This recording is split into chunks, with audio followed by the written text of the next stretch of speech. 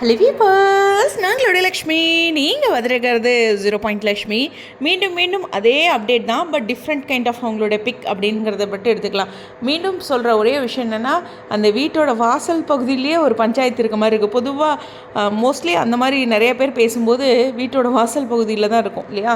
So இவங்க நின்றுட்டுருக்காங்க இல்லையா, நம்ம பசு கூட விஜய் நின்றுட்டுருக்காருல, அந்த இடத்துல தான் நின்று பெரிய பஞ்சாயத்து இருக்க மாட்டிருக்கு அப்படிங்கிறது ஒரு சின்ன கெஸ். வீட்டுக்குள்ளேயும் பேசலாம். ஓகே, எனிவேஸ், இந்த இடத்துல வந்து அவங்களோட ஆஃப் ஸ்க்ரீன் அப்டேட் பாருங்களேன். எல்லாருமே அப்படி அந்த கலர்ஃபுல்லாக, அது தாத்தாலாம் பார்த்திங்கன்னா கலர் கலராக ட்ரெஸ் போடுறாரு. நான் நினைப்பேங்க, நம்மலாம் வீட்டில் ஒரு குறிப்பிட்ட ட்ரெஸ்ஸை தான் ரிப்பீட்டடாக போடுறோம். செலிப்ரிட்டிஸ் எவ்வளோ ட்ரெஸ்ஸுங்க வாங்குவாங்கன்ட்டு. நிறைய பேர் பார்த்திங்கன்னா 10 பீரோ 20 பீரோலாம், ஹீரோயின்ஸ்லாம் அந்த சாரீலாம் எவ்வளவோ வச்சுருக்கேன்னு சொல்லுவாங்கள்ல, அதெல்லாம் ஞாபகம் வருது. அது அவங்களுடைய ஃபீல்டு இல்லையா. நம்ம பாருங்க, என்ன தான் என்னோடய ஃபீல்டாக இருந்தாலும் இந்த ஒரு ஃபோன் தான் ரொம்ப வருஷமாக வச்சுட்ருக்கிறேன். சரி விடுங்க, என் மைண்ட் வைஸ். சரி, விஜய் பற்றி நான் சொல்லி ஆகணும். இந்த லுக்கில் பார்க்கும்போது காலேஜ் பாய் மாதிரி இருக்கார். லக்ஸே, என்னோடய ஹேட்டர்ஸ் ஒரு மைண்ட் வைஸ் சொல்கிறேன். லக்ஸே, நீங்கள் விஜய் பற்றி பேசினா வீடியோ வியூஸ் போகுன்ட்டு அடிச்சு விடாதீங்க. கரெக்டு தான், அவரோட ஃபேஸில் ஒரு ஏஜ் இருக்குது, அது அக்செப்ட் பண்ணிக்கிறேன். பட் அந்த லுக் வந்து உண்மையுமே வந்து இந்த காலேஜ் பையனோட லுக்கில் இருக்கார்.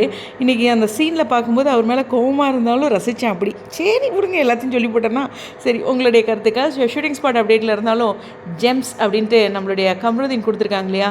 அதாவது வில்லனாக இருந்தாலும் நிஜ வாழ்க்கையில் நல்லவங்களாக இருக்காங்க.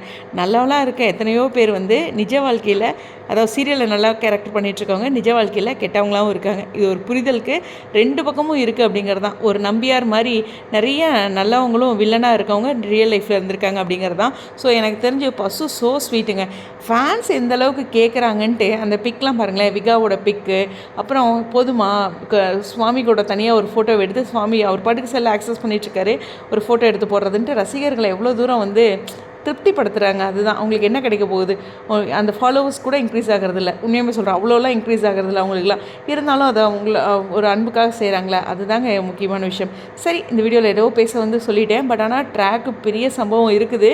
இவங்க பேக் டு பேக் கொடுக்கும்போது ஒரு லென்த்தியாக ஷூட், இன்றைக்கி முடிகிற வரைக்கும் போச்சா, வேறு காஸ்ட்யூமே யாரும் மாற்றலையா அப்படின்னு தான் நானும் எதிர்பார்த்தேன். வேறு ஏதாச்சும் பிக் வருமா அப்படின்ட்டு, மாற்றவே இல்லையா. சரி விடுங்க, நாங்கள் எவ்வளவோ தாங்கிட்டோம், பொங்கலுக்கு அப்புறம் தானே பார்த்துக்கலாம், விடுங்க. ஸ்டேடியம்.